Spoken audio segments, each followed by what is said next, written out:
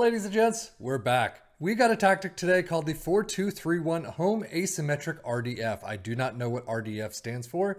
It is from someone called Mr. Wowbagger. And I'm going to assume this is one of those that we find on the Steam Workshop where the person created it, published it to the Steam Workshop, and really didn't think much about who would be using it, who would be testing it, asking people to test it, or anything like that. I'm assuming they just published it to the Steam Workshop just because, or because they weren't thinking about it, and that's what happened. There's no description, there's no picture, there's no information there whatsoever. Clearly, what I always say is if you want people to test your tactics, definitely put something in there. What do you do with your formation? Do you change it during matches? Do you do shouts during matches? Do you change it for home versus away matches, or hard, versus easy matches? But the reason I'm doing this one is because it's asymmetric, and for the longest time I've been saying asymmetric tactics do really well in FM23. Last few haven't done all that well, so it's kind of kicking me in the pants. But right now we're going to take a look at this and see how it goes. You can see it is a goalkeeper in defend, wingbacks on the left and right in support, ball-playing defenders in defend, a roaming playmaker in support next to a ball-winning midfielder in defend, inside forward in attack, inverted winger in attack on the right, advanced playmaker in attack somewhat centrally, and then above them in the striker position, pressing forward this time around in support. Balanced mentality, so we'll see how that works. Attacking with a fairly narrow approach play is pass into space. Passing directness is shorter. Tempo is slightly higher. Low crosses run at defense. In transition, counter press, counter, distribute quickly and roll it out. And out of possession, a high press line of engagement, a standard defensive line, trigger press much more often, prevent goalkeeper distribution, and get stuck in. Now, how did it do for our three teams? Well, as you can see, it actually didn't do too badly. Tottenham was 74 points, definitely above their average in Champions League spots in third. Newcastle in sixth with 63 points, probably around average thereabouts. Wolves in 12th with 49, I would say below average. They can be anywhere from high 40s to low to mid 50s, but I would say 49 to me is at least from what I've seen below average. And Chelsea in 14th with 48 points. Even with Conference League spot, that hurts.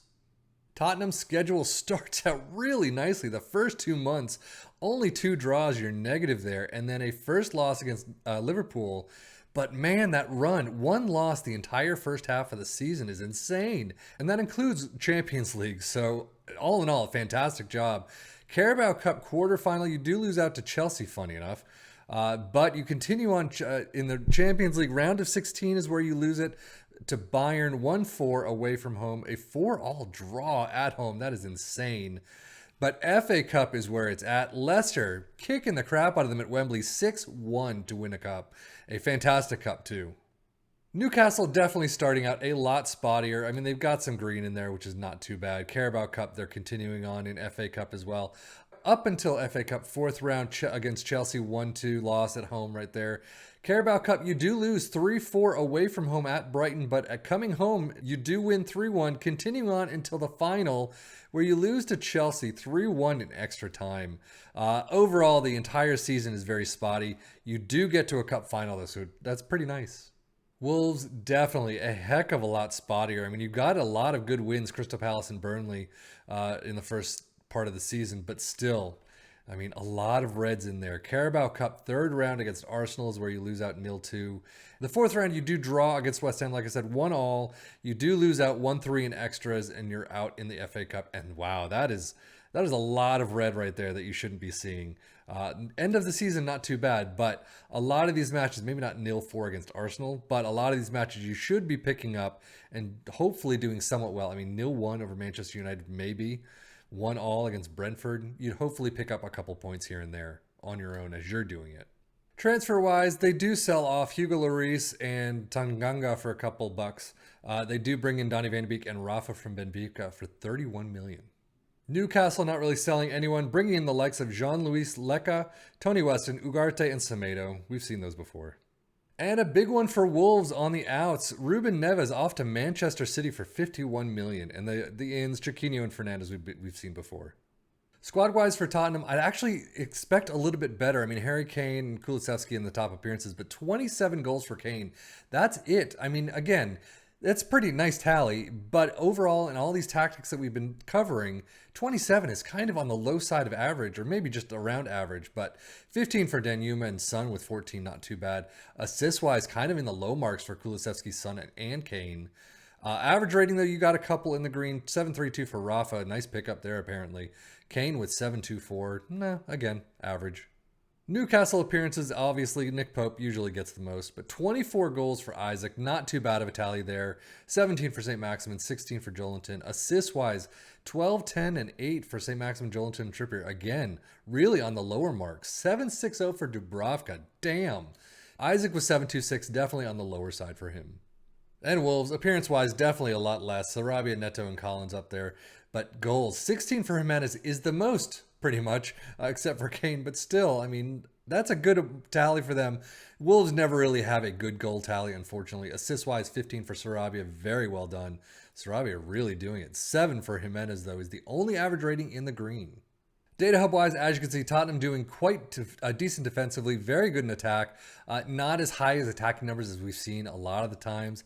And if we look at the others, Newcastle, okay defensively, so it's starting to get worse. Good in attack, some still good positive numbers at least. Looks like a baseball diamond right there. And then if you get to Wolves, it's just pretty much overall okay in attack, weak defensively. But, you know, that's what you get. Unfortunately, not a lot of high marks this time around. Not a lot of high attacking numbers like we generally see in these tactics. Premier League stats, we don't really have much that's not on the average mark. I mean, most goals, Tottenham, Newcastle, and Wolves are in there, but 58 is not the greatest of tallies, even if it is the top 8 in the league. 70 is definitely not too bad. You'd like to see them obviously up as much as possible. Liverpool with 88 is kind of on the low side for them as well. Fewest shots, I mean, we don't really have a lot. Most tackles won is the other big one. Newcastle with 868 is a fantastic area there. Doing some defensive work, even though they were kind of mid-tier. But overall, not a whole lot to talk about. Most goals, Isaac and Kane up there. 18 and 20 are definitely fantastic numbers, but we've definitely seen better. And if we look at most assists, Sarabi with 14, definitely a good mark there as well. Higher side of, probably just above the higher side of average. So kind of on the low side of really well done. But St. Maximin with 10, yeah, I mean, we get that a lot. And same with the best player, the most match awards and all that. And there you can see Jolinton, Trippier up there with Newcastle and most tackles won. So the defensive side is there. Trippier, Sarabia, as we usually see. But overall, I mean, honestly, this tactic did well for Tottenham at least. Unfortunately, didn't do so well for the other two. It's not as attacking minded as we've seen before and what seems to work well.